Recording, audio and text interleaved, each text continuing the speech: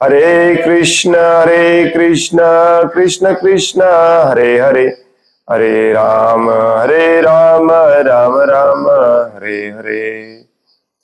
मुखं करोति वाचालं पंगुं लंघायते गिरिं यत्कृपातमहं वन्दे श्रीगुरुं दीनतारिणम्। हरे कृष्ण।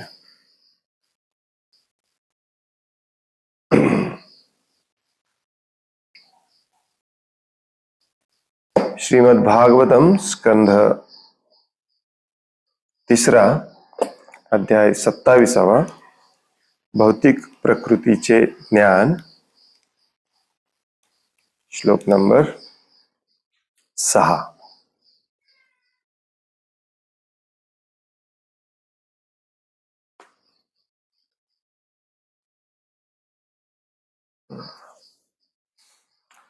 यम आदिभि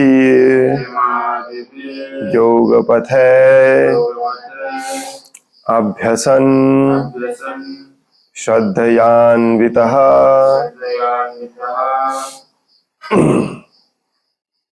मयि भावेन सत्येन मत्कथा श्रवणेन च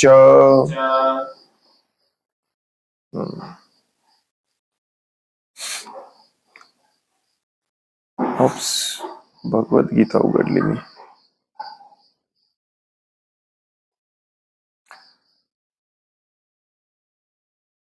मयादिभिर्योगपथे अभ्यसन् श्रद्धयान्वितः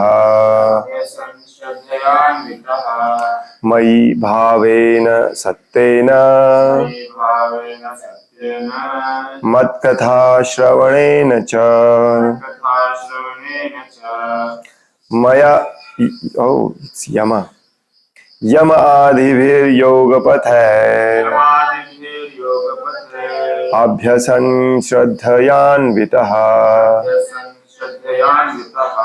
मयि भावेन सत्येन मत्कथा श्रवणेन च यमादिभिर्योगपथे अभ्यसन् श्रद्धयान्वितः मयि भावेन सत्येन मत्कथा श्रवणेन च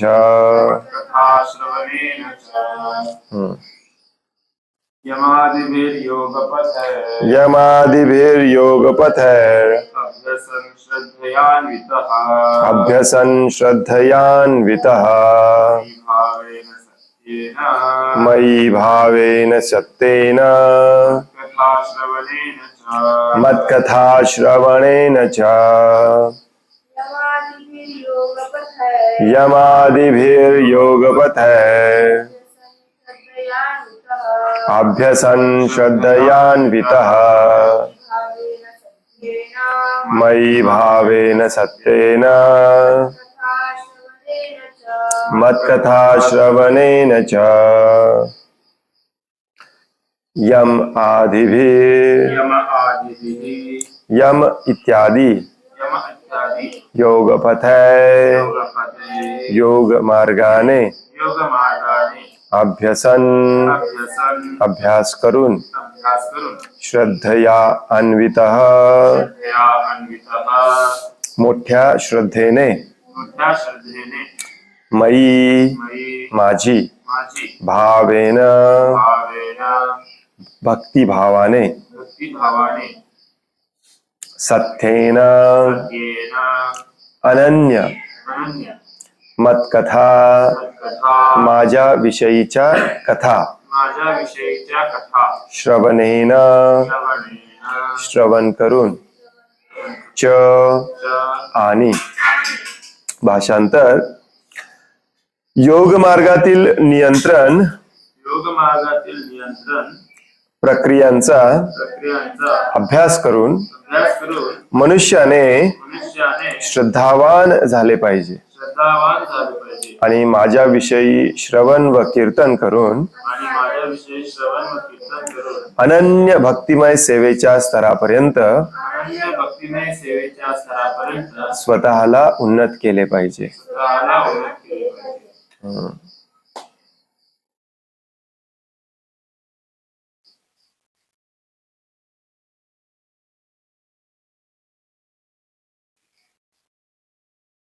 भौतिक प्रकृतीचं ज्ञान भगवान कपिल देवानी मागच्या अध्यायामध्ये दिलं.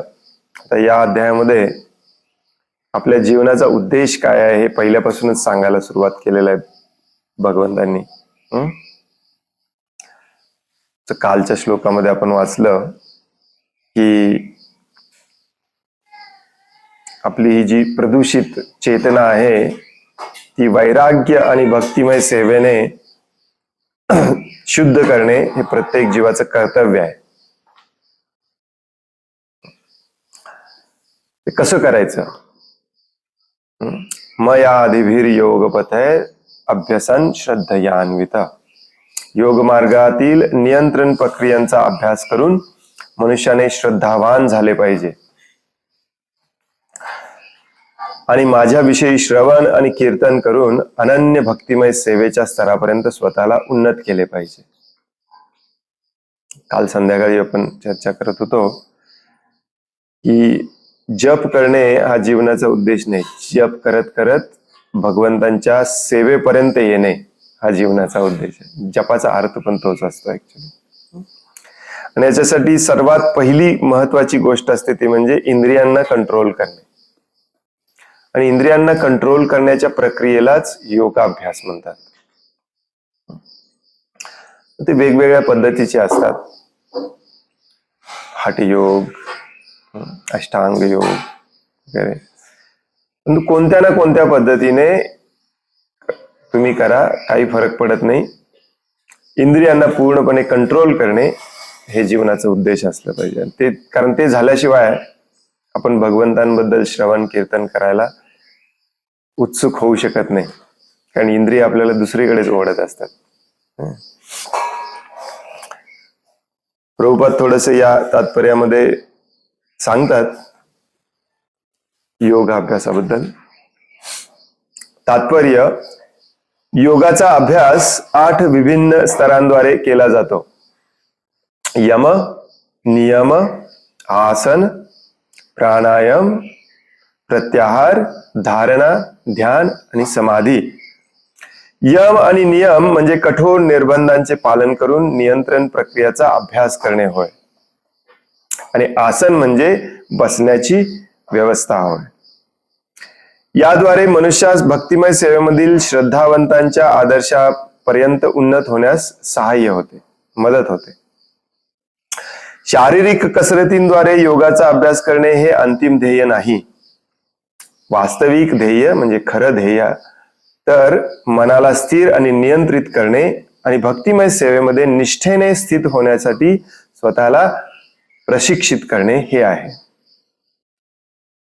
याचाच अर्थ काय? यस, तुम्ही योगासन, प्राणायाम वगैरे करू शकता, परंतु त्याचा उद्देश असला पाहिजे शरीराला धष्टपुष्ट करून भगवंतांच्या सेवेमध्ये लावणे. त्याचा उद्देश जर शरीराला निरोगी आणि स्वस्थ अधिक इंद्रिय तृप्तीसाठी करणे हा असेल तर मग काही उपयोग नाही त्या योगाभ्यासाचा परत. यस, शारीरिक आपल्या ज्या वेदना असतात, दुःख असतात, त्या जर आपल्याला सतावत राहिल्या तर ते इतके आपलं मन आणि वेळ ऑक्युपाय करतात, ओढून घेतात की आपल्याला भगवंतांची सेवा पण प्रॉपरली करावीशी वाटत नाही. म्हणून प्रत्येकाने शरीराची अत्यंत चांगल्या प्रकारे काळजी घेतली पाहिजे. त्यासाठी तुम्हाला व्यायाम करायला लागत असेल, योगासन करावं लागत असतील, प्राणायाम करावं लागत असेल तर करा, काही हरकत नाही. परंतु त्याचा उद्देश असला पाहिजे इंद्रियांना नियंत्रित करणे आणि भक्तिमय सेवेमध्ये स्वतःला निष्ठेने स्थित करणे. आणि याच्यासाठीच ऍक्च्युली पतंजली ऋषींनी योगाभ्यासाचे हे 8 अंग तयार केले. मूळ त्यांचा उद्देश हाच होता. अष्टांग योग म्हणतात. बऱ्याच जणांना कन्फ्युजन असतं की बऱ्याच जणांना वाटतं की अष्टांग योग म्हणजे अंग 8 प्रकारे वळवणे, त्यालाच आसन म्हणतो आपण. 1, 2, 3 वगैरे असं. नो, अष्टांग म्हणजे इथे जे सांगितलेले ते 8 अंग, ते 8च्या 8 या क्रमाने केले पाहिजेत. यम, नियम. यमचा जनरली अर्थ असतो कुठल्या गोष्टी टाळायच्या आणि नियमचा अर्थ असतो कुठल्या गोष्टी करायच्या. तर हे काही नियम आणि बंधनं पहिल्यांदा सांगितले जातात बसायच्या आधी. अहिंसा, सत्य, अस्तेय, ब्रह्मचर्य, अपरिग्रह, हे या यमनियमांपैकीच काही आहेत. स्वच्छता, शुचिता वगैरे वगैरे हे असे नियम असतात. ते नियम सगळे पाळायचे. ब्रह्मचर्य अत्यंत इम्पॉर्टंट असतात योगाभ्यास करताना. मग नंतर आसनाचं ट्रेनिंग दिलं जातं की बसायचं कसं, शरीराला सुदृढ ठेवायचं कसं. नंतर प्राणायामाचं ट्रेनिंग दिलं जातं. प्राणवायूंवरती ध्यान केंद्रित करून मनाला, इंद्रियांना आतमध्ये कसं ओढून घ्यायचं. जसं कासव आपल्या पायांना आत ओढून घेतो तसं. आणि सगळ्यात महत्वाची गोष्ट असते याच्यासाठी प्रत्याहाराचं ट्रेनिंग. प्रत्याहार म्हणजे अत्याहारच्या विरुद्ध. अत्याहार म्हणजे काय? अत्याहारचा शब्दशः अर्थ असतो अति खाणे, परंतु metaphorically it is used for अतिसंग्रह करणे. कुठल्याही गोष्टीचा अतिसंग्रह करणे बंद केलं पाहिजे. त्यानंतर येते धारणा, दृढनिश्चय, ध्यान, मेडिटेशन आणि मग समाधी. हे अष्टांग योगाचे 8 अंग असतात. आणि हे सगळे जर सिस्टमॅटिकली केले तर आपण भगवंतांच्या सेवेपर्यंत उन्नत होतो. नाही असं नाही. पतंजली ऋषींनी त्याच्यासाठीच हे शोधून काढलेलं आणि त्याच्यासाठीच हे वापरलं पाहिजे. त्याच्यासाठी जर वापरलं नाही तर खूप मोठं नुकसान आहे आपलं. तुम्हाला हे आसन प्राणायाम करून थोडंफार बरं वाटेल, परंतु ते बरं वाटल्यानंतर चला परत पिझ्झा बर्गरला, डिस्को डान्स बारला, मग काय उपयोग नाही. हे करतोय कशासाठी आपण, हे सगळं हे आपल्या लक्षात असलं पाहिजे. इनफॅक्ट पतंजली यांनी जी योगसूत्र दिलेत त्या योगसूत्रामध्ये अगदी सुरुवातीला सांगतात याचा उद्देश आहे मनाला कंट्रोल करणे. योग चित्त वृत्ती निरोध. मनाला चित्त म्हटलं जातं. चित्तची वृत्ती आहे. चित्तवृत्ती काय आहे? भौतिक सुखांकडे आकर्षित होणे. ते भौतिक सुखांकडे आकर्षित होऊ नये मन आपलं चित्त, म्हणून योगाभ्यास करायचा. Very very very important. आणि म्हणून कपिल देव पण इथे सांगतात की योग मार्गातील नियंत्रण प्रक्रियांचा अभ्यास करून मनुष्याने श्रद्धावान झाले पाहिजे. श्रद्धावान म्हणजेच निष्ठा. श्रद्धेचं रूपांतर निष्ठेमध्ये झालं पाहिजे. श्रद्धा ही दळमळीत असू शकते. कोणी सांगितलं तर विचलित होऊ शकते, किंवा भौतिक प्रलोभन आलं तरी विचलित होऊ शकते, परंतु निष्ठा होत नाही. निष्ठेच्या लेवलला गेलं पाहिजे, त्यालाच श्रद्धावान म्हटलं जातं. त्यानंतर भावेन किंवा भाव हा योगाभ्यासामध्ये अथवा कोणत्याही आध्यात्मिक मार्गामध्ये अत्यंत महत्वाचा घटक आहे. भाव या शब्दाची व्याख्या भगवद्गीतेत 10व्या अध्यायात 8व्या श्लोकात सांगितलेली आहे. सर्वात फेमस श्लोक, 10वा अध्याय 8वा श्लोक. कोण सांगणार? अहम सर्वस्य प्रभवो मत्त सर्वं प्रवर्तते इति मत्वा भजन्ते मां बुधा भाव समन्विता. इथे प्रभुपादांना फक्त हे सांगायचंय, बुधा भाव समन्विता. बुधा म्हणजे मूढाच्या विरुद्ध. बुधा म्हणजे बुद्धिमान. बुद्धिमान माणसाचे भाव कसे असतात? समन्विता माझ्यामध्ये असतात, भगवंत सांगतात. मनुष्याने कृष्ण प्रेमाच्या चिंतनामध्ये लीन व्हावे, तोच खरा बुद्धिमान असतो. मनुष्य जेव्हा जाणतो की भगवान श्रीकृष्णच अखिल अस्तित्वाचे उगमस्थान आहेत, अहम सर्वस्य प्रभव, आणि सर्व काही त्यांच्यापासूनच प्रकट होते, मत्त सर्व प्रवर्तिते, तेव्हा त्याला जन्माद्यस्य यतः या वेदांत सूत्राचे ज्ञान होते. वेदांत सूत्रातलं सगळ्यात पहिला सूत्र आहे हा, जन्माद्यस्य यतः. म्हणजेच काय?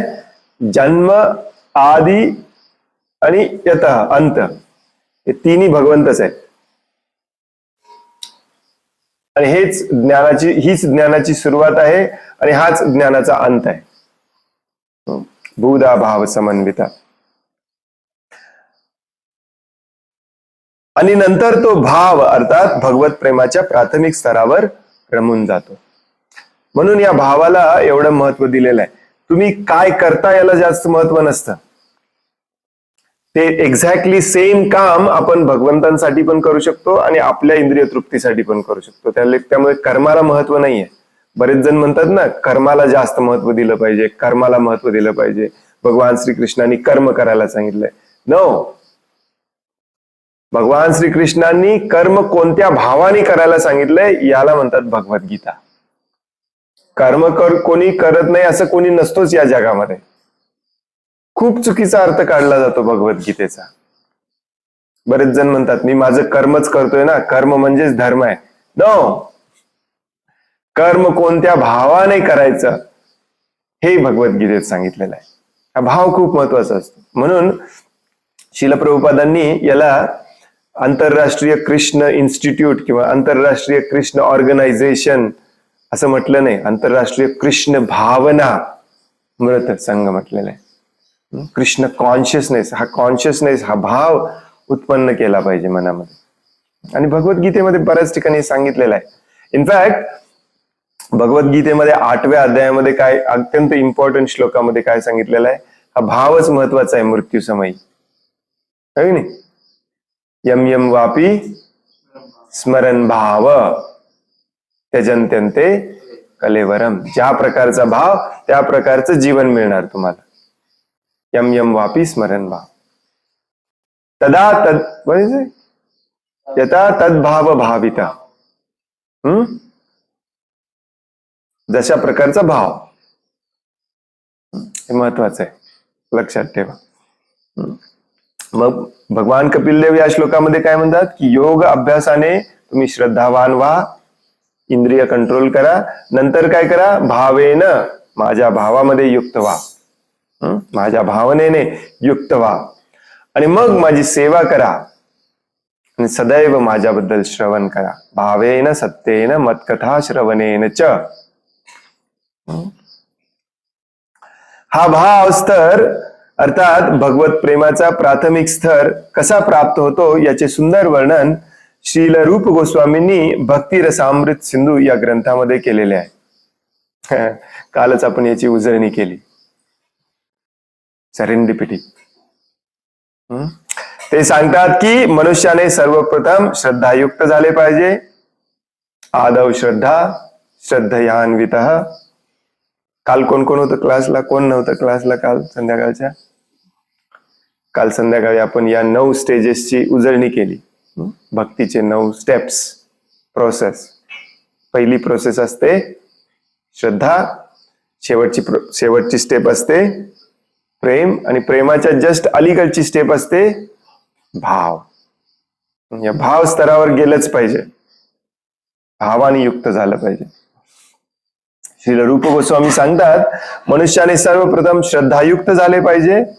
श्रद्धेची प्राप्ती इंद्रिय संयमनाने प्राप्त होते, आणि इंद्रिये ही विविध आसने आणि यमनियमांचे पालन करीत योगाभ्यास करून अथवा पूर्वीच्या श्लोकात सांगितल्याप्रमाणे प्रत्यक्ष भक्ती योगामध्ये संलग्न होऊन संयमित करता येतात. श्रद्धा डळमळीत का होते?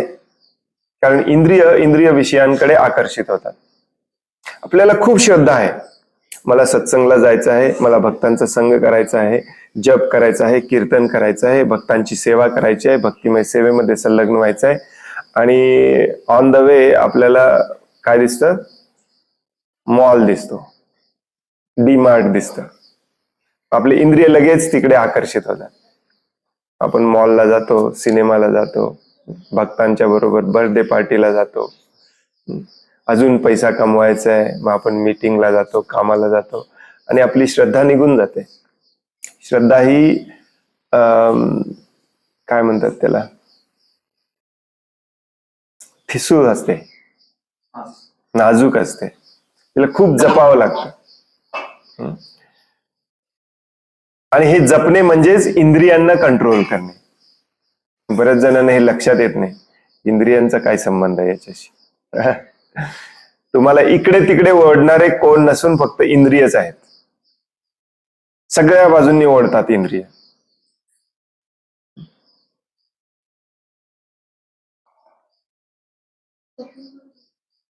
आकडी बोर्ड घ्या आणि दोघे जण धरा. मला इथे धडधड व्हायला लागली. पहिली स्टेज जी आहे भक्तीची श्रद्धा, ती श्रद्धा स्ट्रॉंग करण्यासाठी इंद्रियांना कंट्रोल करणे अत्यंत महत्वाचं असतं. आणि इंद्रियांना कंट्रोल करायची वेगवेगळी साधनं आहेत. त्यातलंच एक साधन आहे योगाभ्यास. योग प्राणायाम करणे, योगासना, प्राणायाम, यम नियम यांचं पालन करून मनाला कंट्रोल करायचं असतं. कारण मन हा ऍक्च्युली या बाह्य इंद्रियांचा स्वामी असतो. त्याला कंट्रोल केले की बाह्य इंद्रिय आपोआप कंट्रोल होतात. किंवा जसं मागच्या काल आपण सकाळी वाचलं तसं डायरेक्टली भक्ती योगाने तुम्ही कंट्रोल करू शकता. सवय मन कृष्ण पदारविंद, मनाला भगवंतांच्या चरण कमलावरती ठेवायचं आणि म्हणायचं तुम्ही जे सांगाल तेच मी करणार. झालं कंट्रोल. कलियुगामध्ये तो सगळ्यात चांगला सोपा उपाय आहे. आता जे तुम्हाला जमतंय तसं करा, मी सांगितलंय म्हणून करू नका. दादाला तर अजिबात देऊ नका.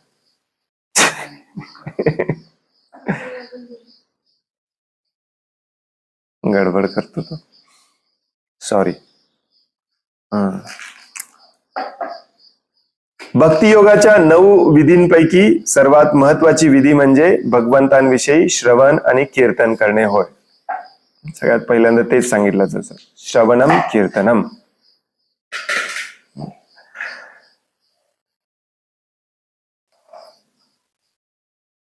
याचाच उल्लेख वर दिलेल्या श्लोकातही केलेला आहे. मत्कथा श्रवणेन च.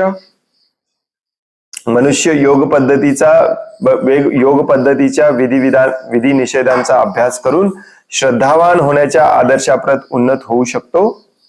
आणि हेच उद्दिष्ट भगवंतांच्या दिव्य कृत्यांविषयी केवळ श्रवण आणि कीर्तन करून प्राप्त करता येते. या संदर्भात च हा शब्द अर्थपूर्ण आहे. भक्तियोग हा प्रत्यक्ष मार्ग आहे, तर इतर मार्ग हे अप्रत्यक्ष मार्ग आहेत. परंतु मनुष्याने जरी अप्रत्यक्ष मार्गाचा स्वीकार केला तरी तो जोपर्यंत भगवत यशाचे श्रवण आणि कीर्तन करण्याच्या प्रत्यक्ष मार्गावर पूर्णपणे येत नाही तोपर्यंत त्याला यश प्राप्ती होऊ शकत नाही. आणि यासाठीच सत्तेन हा शब्द या श्लोकात योजलेला आहे. सत्तेचा अर्थ खूप छान समजावून सांगतात प्रभुपाद इथे. सत्तेन या संदर्भात सत्तेन म्हणजे निष्कपटेन, जेच कपट न करता, असे भाष्य श्रीधर स्वामींनी केलेले आहे. निराकारवादी हे पूर्णपणे कपटाने भरलेले असतात. कधी कधी ते भक्तीचे आचरण करण्याचा देखावा करतात, पण त्यांचा अंतिम उद्देश परम भगवंतांची एकरूप होणे हाच असतो. हेच कपट होय. भागवतम अशा कपटीपणास अनुमती देत नाही. श्रीमद भागवतमच्या अगदी सुरुवातीच्या प्रारंभीच्या श्लोकामध्ये स्पष्टपणे म्हटले आहे की परमो निर्मत्सराणाम सताम. ही भागवत संहिता श्रीमद भागवतम द्वेषातून पूर्णपणे मुक्त झालेल्यांसाठीच आहे. ज्याच्या मनामध्ये द्वेष आहे, तिरस्कार आहे, कपट आहे, त्याला भागवतमचा एक शब्दही कळत नाही. भले त्यांनी कित्येक जन्म जरी भागवतमचा अभ्यास केला, श्रवण केलं, काही फरक पडत नाही. सत्येन मत्कथा श्रवणेन च. मनामध्ये ज्याच्या कपट असतं त्याच्या मनामध्ये भगवत कथा जातच नाही. मनामध्ये ज्याच्या कपट असतं त्याच्या शरीरावरती जरी तुम्ही राधाकुंडमध्ये जाऊन राधाकुंडाचं पाणी शरीरावरती घेतलं तरी ते शरीरावरूनच पाणी निघून जातं, मनापर्यंत पोहोचतच नाही. निष्कपट असणे अत्यंत महत्वाचं असतं. कपट म्हणजे काय? निष्कपट म्हणजे काय? कपट म्हणजे स्वार्थी हेतू ठेवणे. प्रेमामध्ये जेव्हा स्वार्थी हेतू येतो तेव्हा ते प्रेम राहत नाही. तसंच भक्तीमध्ये स्वार्थाच्या हेतूने कोणी भक्तीमध्ये आलेला असेल तर ती भक्ती राहत नाही, हो की नाही? कितीही मग श्रवण करतो काही फरक पडत नाही. प्रभुपाद इथे निराकारवाद्यांचा, निर्विशेषवाद्यांचं उदाहरण देतात. त्यांचा कपट काय असतो? त्यांना भगवंतांसमान व्हायचं असतं. आपला कपट काय आहे? आपल्याला भगवंतांसमान पण व्हायचं नाही. ऍक्च्युली भगवंतांसमान होणारी इच्छा ठेवणारे आणि उलट चांगले असतात म्हणावं लागेल, कारण ते ऍटलिस्ट या भौतिक जगाचा त्याग करतात. त्यांना पूर्णपणे पटलेलं असतं. आपल्याला या भौतिक जगाचाच त्याग करायचा नाही. आपल्याला या स्थूल भौतिक इंद्रियांसाठीच रात्रंदिवस कपट करायचंय. त्यामुळे बरेचसे भक्तीमध्ये येऊन पण लाभ, पूजा आणि प्रतिष्ठा याच्याच मागे लागलेले असतात. जोपर्यंत आपण लाभ, पूजा, प्रतिष्ठा याच्या मागे लागलेले असणार तोपर्यंत आपल्याला भागवतम समजणार नाही, भगवंत समजणार नाही, भक्ती समजणार नाही, काही समजणार नाही. मग तो कपट, तो स्वार्थ हा एक पैशाचा असो नाहीतर करोडो रुपयांचा असो, सेम थिंग. कपट हा कपट असतो, त्याला पर्सेंटेज मध्ये मोजता येत नसतं. सत्तेन. भागवतमची म्हणून सुरुवातच याच्याने केली जाते. आणि म्हणून भागवतम मध्ये दुसऱ्या कुठल्याही प्रकारचा धर्म सांगितलेला नाहीये. कारण दुसऱ्या कुठल्याही प्रकारचा जो धर्म दुसऱ्या पुराणांमध्ये आणि दुसऱ्या वेदांमध्ये, ग्रंथांमध्ये सांगितलेला आहे तो कुठल्या तरी स्वार्थाने केला जातो. त्याला कर्मकांड म्हणतात, की हा यज्ञ करा, ही पूजा करा, वगैरे वगैरे वगैरे, हा योगाभ्यास करा. हे सगळं काढून फेकून दिलेलं आहे भागवतांमध्ये. धर्म प्रोजित कैतवात्र. प्रभुपाद हे नेहमी प्रभुपाद हे सांगताना त्याचा अर्थ सांगतात, या सगळ्या धार्मिक विधिविधानांना एकत्र करून लात घालून बाहेर काढलेलं आहे भागवतम मधून. प्रभुपाद सांगतात किक आउट. काय ठेवलेलं आहे? फक्त आणि फक्त कृष्ण भावना. आणि ही कृष्ण भावना विकसित करण्यासाठी निर्मत्सर असणे अत्यंत महत्वाचं आहे.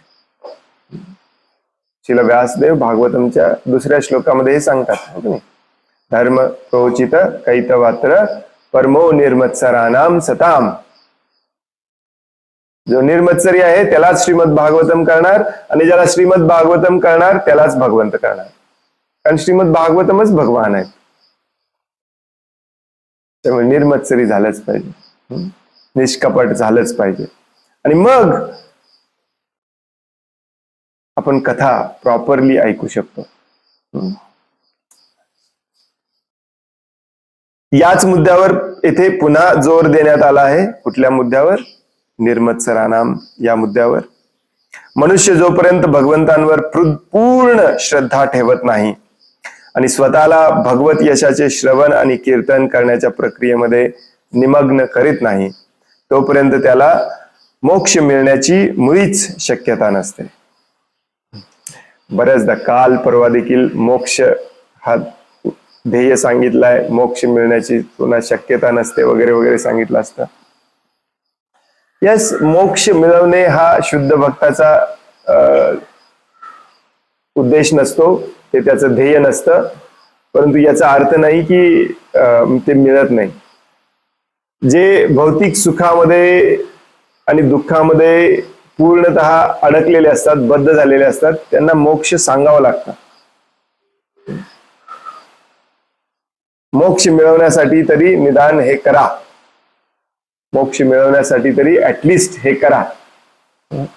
परंतु मोक्ष मिळवण्याच्या उद्देशाने जरी तुम्ही आलेला असाल तरी जोपर्यंत तुम्ही अशा प्रकारे निष्कपट होऊन पूर्ण भक्ती भावनेने इंद्रियांना संयमित करून कृष्ण कथेमध्ये रममान होत नाही, कृष्ण कथा ऐकण्यामध्ये तुमची रुची वाढत नाही, तोपर्यंत मोक्ष पण मिळत नाही. म्हणूनच इथे निर्विशेषवादांचं उदाहरण खूप छान आहे प्रभुपादांनी दिलेलं, की निर्विशेषवादी शास्त्रात दिलेले सगळी विधिविधानं करतात, सगळं काटेकोरपणे पाळतात. इनफॅक्ट निराकार निर्विशेष मायावादी जे संन्यासी असतात ते कठोर वागतात, वैष्णव संन्याशांपेक्षा अतिशय कठोर वागतात. आज या युगात देखील, आत्ताच्या क्षणी देखील बघा तुम्ही, जे जैन धर्मियांचे जे स्वामी संन्यासी असतात ना, अतिशय कठोरपणे वागतात. गुलाबजामुन खायचा नाही म्हणजे नाही, कारण त्याच्यामध्ये माझी आसक्ती झाली तर मी इथे अडकून राहतो. परफेक्टली पटलेलं असतं त्यांना, परंतु त्यांना मोक्ष नाही मिळत. त्यांना काय मिळतं? भगवंतांची ब्रह्मज्योतीमध्ये विलीन व्हायचं सुख मिळतं, बस. त्याच्या पलीकडे नाही. त्याच्या पलीकडे मोक्ष आहे आणि मोक्षाच्याही पलीकडे भगवत प्रेम आहे. ज्याला भगवत प्रेम पाहिजे असतं, भगवंतांचं प्रेम पाहिजे असतं, त्याला मोक्षाची पण अपेक्षा नसते. काही गरज नाही मला मोक्षाची. येस, मोक्ष आपल्याला नको आहे परंतु मिळतं ऍज अ साइड इफेक्ट. मोक्ष मिळतं आपल्याला, परंतु मोक्षाच्या उद्देशाने जो करत असतो त्याला फक्तच मोक्ष मिळतं, त्याला भगवत प्रेम मिळत नाही. हे पण तेवढंच सत्य आहे बरं का. वैकुंठ मिळतं त्याला, वैकुंठामध्ये अशी जागा मिळते जिथे त्याला जे पाहिजे ते मिळतं, परंतु भगवंतांचं प्रेम नाही मिळत. येस, ऑफकोर्स ते देखील खूप चांगलं असतं. आता आपण ज्या स्थितीमध्ये आहोत त्याच्या करोडोपटीने चांगलं असतं. त्याची जरी अपेक्षा केली तरी चांगलंच म्हणायचं. परंतु भगवान, विशेष करून गौडीय वैष्णव संप्रदायामध्ये भगवान श्री कृष्ण चैतन्य महाप्रभूंच्या अनुयायांमध्ये मोक्षाला महत्व दिलेलं नाही, प्रेमाला महत्व दिलेलं. भावभक्तीला आणि प्रेमाला जास्त महत्व दिलेलं आहे. हे देखील आपण जाणून घेतलं पाहिजे.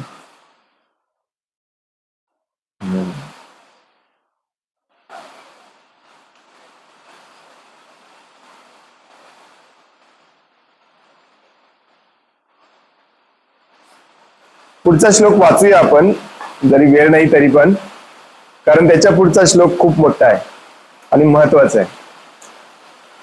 हा पुढचा जो श्लोक आहे तो थोडासा याच्याशी संबंधित आहे. आज जे वाचलं आपण त्याच्याशी. पुढे म्हणतात कपिलदेव, सर्वभूत समत्वेन. कृष्णा, पाऊस सुरू झाला, ऐकू दे काय?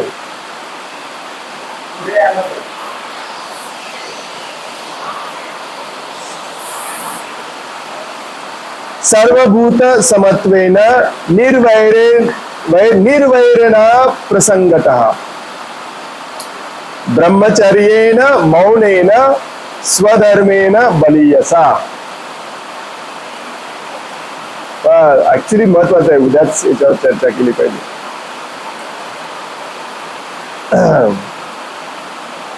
ही प्रोसेस. आता आपण काय वाचलं? भावेन सत्तेन मत्कथा श्रवणेन. हो की नाही?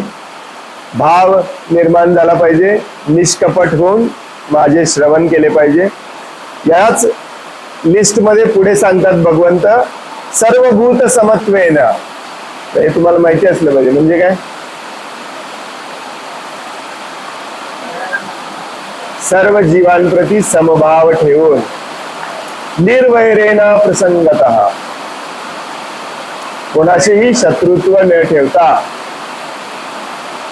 ब्रह्मचर्येन, ब्रह्मचर्याचं पालन करून, मौनेन, तोंड बंद ठेवून, स्वधर्मेन, स्वतःच्या धर्माचं पालन करून, म्हणजेच वर्णाश्रम धर्माचं पालन करून, बलियसा, आणि सगळ्या फळाचं अर्पण मला करून. फक्त मी श्लोक वाचतो, तात्पर्य उद्या वाचूया. अरे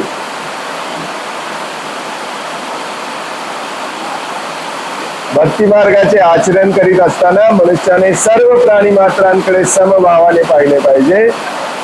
त्याने कोणाशीही शत्रुत्व बाळगू नये, तसेच कोणाशी घनिष्ठ संबंधही ठेवू नये. त्याने ब्रह्मचर्य पाळावे, गंभीर राहावे आणि आपली शाश्वत कार्य करीत त्या कार्यांचे फळ भगवंतांना अर्पण करावे.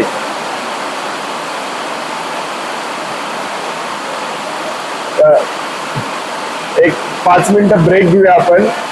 खूप जोराचा पाऊस होतोय, त्यामुळे खूप मोठा आवाज येतोय. आणि मग प्रश्नोत्तर घेऊ. Krishna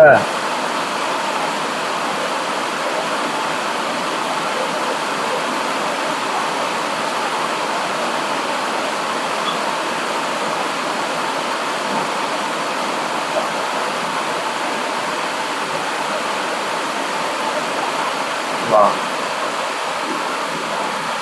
That didn't happen.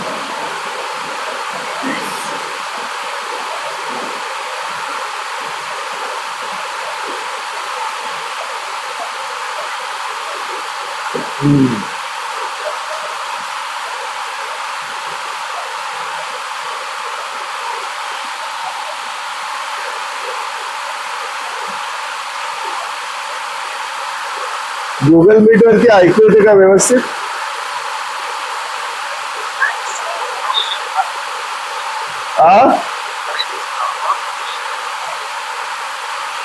तुम्ही बोललेलं मला ऐकू येत नाही.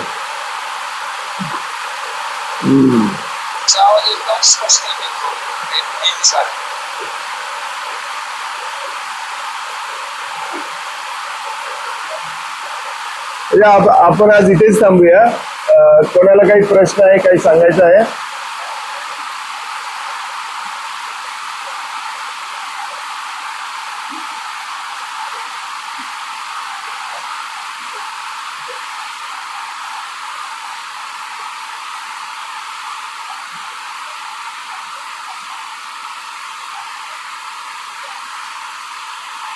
हरे कृष्ण. खूप खूप धन्यवाद. वांछा कल्पतरुभ्यश्च कृपा सिंधुभ्य एव च पतितानां पावनेभ्यो वैष्णवेभ्यो नमो नमः.